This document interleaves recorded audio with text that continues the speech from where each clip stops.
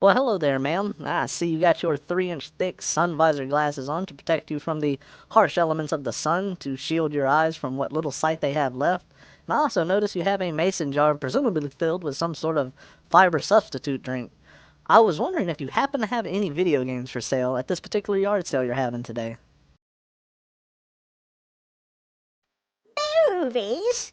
I got some VHS Shirley in that box right behind you there.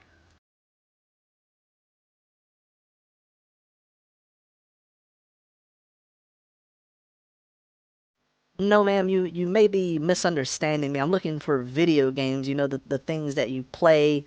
Sometimes you can hold them in your hands, depending on what they are. You can look at them. It's more of a visual thing than anything when it comes to a video game.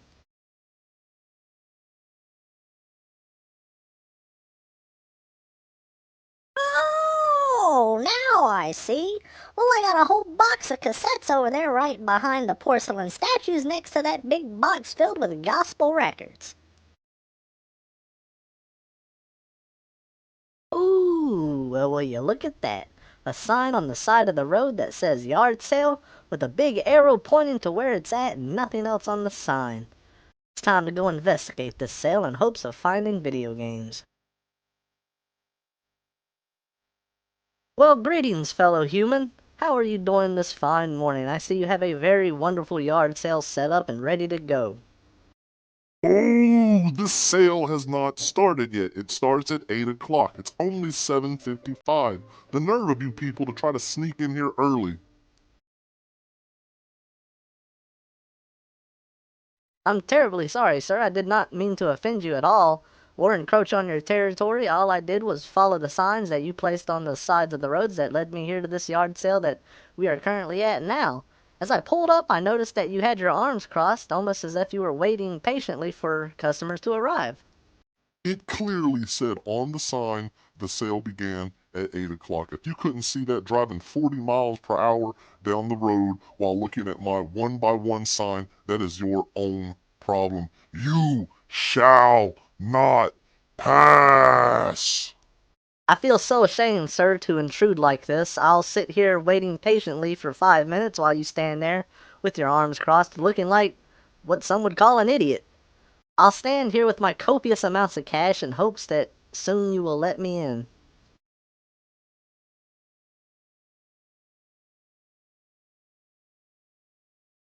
The time is now, my bearded armadillo-looking friend. Everything the light touches at this sale is mine. A king's time as ruler rises and falls like the sun.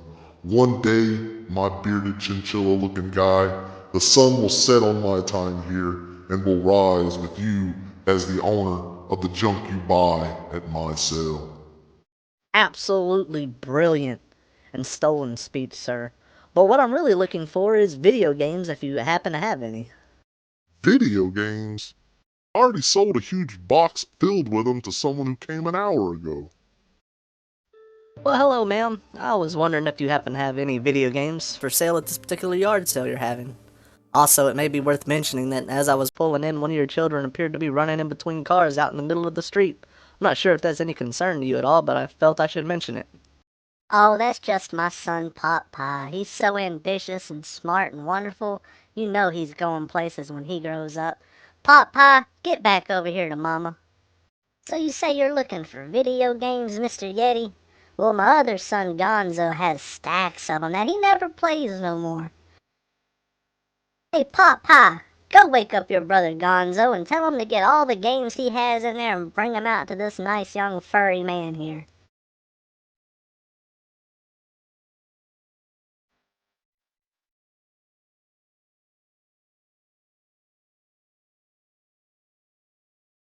What's up, my dude? I hear you're after some video games. Well, my bearded brother, you came to the right place. Check out this mad stack of 3 individual loose Madden games I brought from the bedroom. Calm yourself, I know these are sought after, but I'm only asking $30 a piece for them. Tell me which ones you would like. Oh, Gonzo, I'm not so sure about that. Those games were worth a whole lot more decades ago when I bought them. I don't think you should sell them that cheap. Ah! Eat a dick, Ma, and go microwave me some pizza rolls. $30 is an absolute steal for these games. They're mine, and I'll sell 'em for what I want. Oh, Gonzo, you always make Mama so proud with your intellectual capabilities. Now excuse me, my furry friend, while I go microwave some pizza rolls to give my boy the sustenance that he so desperately needs. So what's it gonna be, my guy? Madden versus Madden? Madden 67? Or Madden you glad it ain't Madden, but it really is? I'm not quite sure what this future holds for you, son, but for the love of God, stay in school. So I left that yard sale that day with my head hanging low, knowing that my inability to find anything video game related has brought shame to me and everything that I know as a game hunter. Maybe next week will bring me joy and the video game gods will bestow upon me the grace to throw something my way. Only next week will tell. Shit, is that a yard sale sign?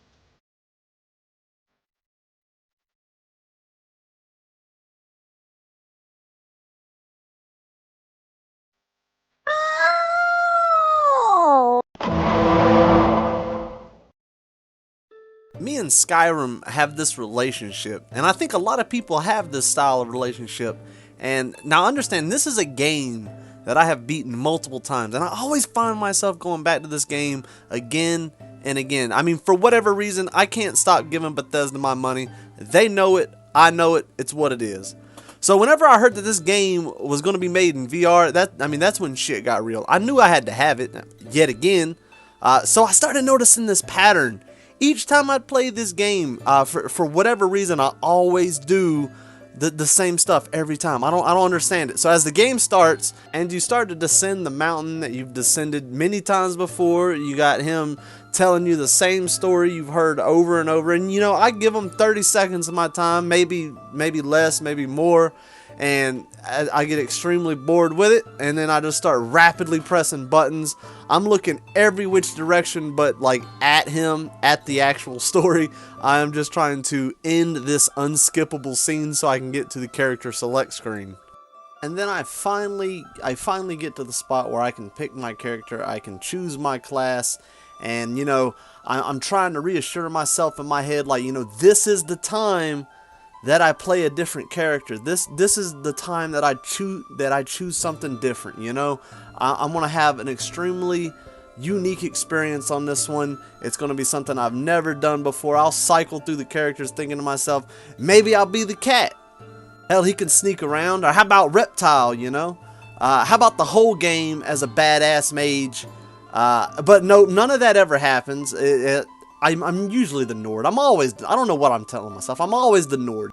And I guess I only find comfort in things that somewhat look like me.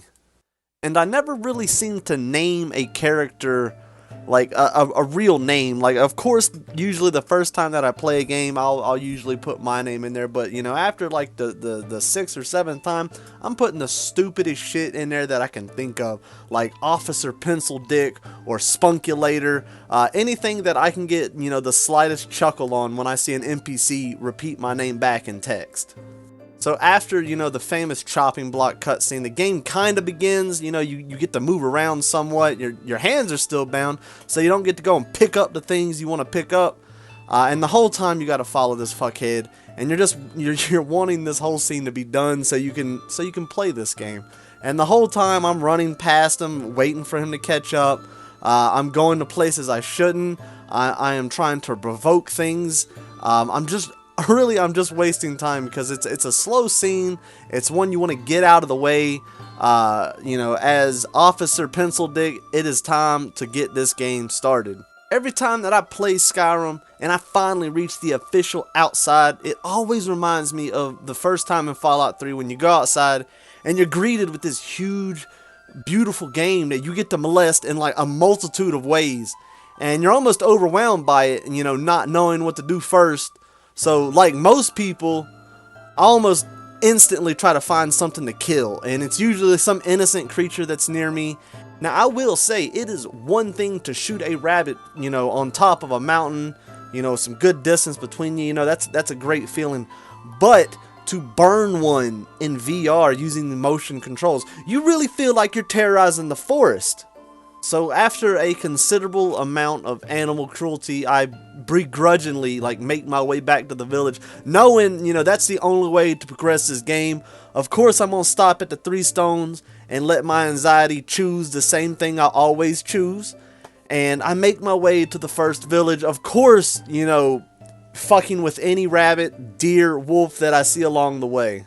Now, once I arrive at this town, I get the same feeling I get every time. And I get this feeling, whether I'm playing like GTA or, just another sandbox style game. And I gotta hold myself back. I gotta fight the urge to cause panic and terror in this town. I'm talking like raining arrows down, lightning bolts, flames. I mean, especially with these move controls, it's unreal. I mean, you really feel like you are a person not to fuck with. And so I do like I'm sure everybody else does. I make a new file, and then I unleash my torment, only to reload the game as if nothing happened.